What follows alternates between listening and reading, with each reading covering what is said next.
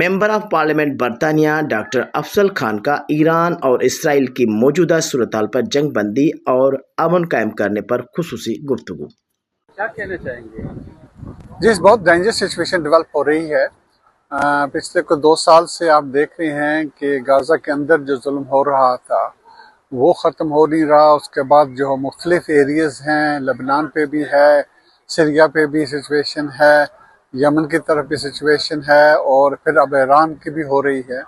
اور بات صرف یہی نہیں ہے کہ اسرائیل کا تو یہ ایجنڈا تھا کہ وہ اس طرح جو جنگ ہے اس کو پھیلا رہے ہیں، لیکن انہوں نے ساتھ جو امریکہ کو پل ان کیا ہے، یہ میں سمجھتا ہوں بہت ڈینجرس ہے۔ اور آج ہم یہ دیکھ رہے ہیں کہ ایران نے پھر رسپانس بھی کاؤنٹر کیا ہے کہ جو مختلف عرب ممالک کے اندر امریکن بیسز ہیں ان پہ بھی اٹیک کیا ہے، تو نیچرلی ہے اب ان ملکوں پہ بھی اٹیک ہو چکا ہے۔ تو آپ یہ دیکھ رہے ہیں کہ یہ جو جنگ ہے وہ ایک طرح آپ کہہ سکتے ہیں کہ ریجنل تو جنگ بن چکی ہے، یہ کسی کے مفاد میں نہیں ہے۔ ہمیں جو برطانیہ کی اپوزیشن ہے وہ بہت اچھی ہے، وہ کہتے ہیں کہ ڈی ایکسلریٹ کرنا چاہیے اس جنگ کو تاکہ امن کی طرف چیز بڑھے۔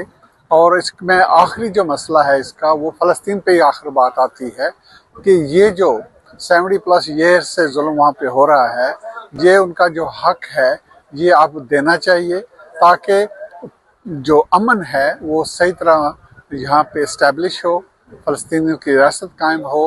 2 اسٹیٹ سلیوشن کے سب دنیا میں مانتے ہیں کہ یہی حل ہے، تو یہ وہ چیز ہے جس کی طرف بڑھنا چاہیے، نہ کہ اور ممالک کو بھی اس میں جنگ میں آئیں۔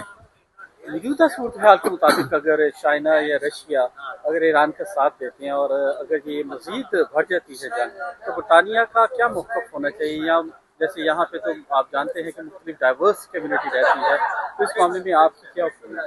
آئی تھنک اب تک جو برطانیہ کی پوزیشن ہے یہ صحیح ہے کہ اس جنگ کو اور نہیں بڑھنا چاہیے۔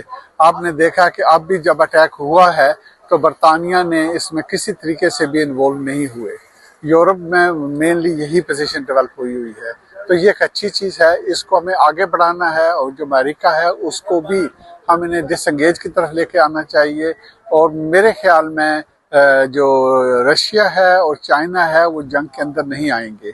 ان کی بھی اس وقت کوشش یہی ہے کہ یہ مل کے کام ہونا چاہیے۔ UN کے اندر بھی ڈبیٹ وغیرہ ہوئی تھی یسٹرڈے، تو یہی وہ رستہ ہے جس سے یہ جنگ کو کم کیا جا سکتا ہے۔ جنگ کا بڑھانا یہ کسی کے مفاد میں نہیں ہے، تو امن ہی سب کے مفاد میں ہے۔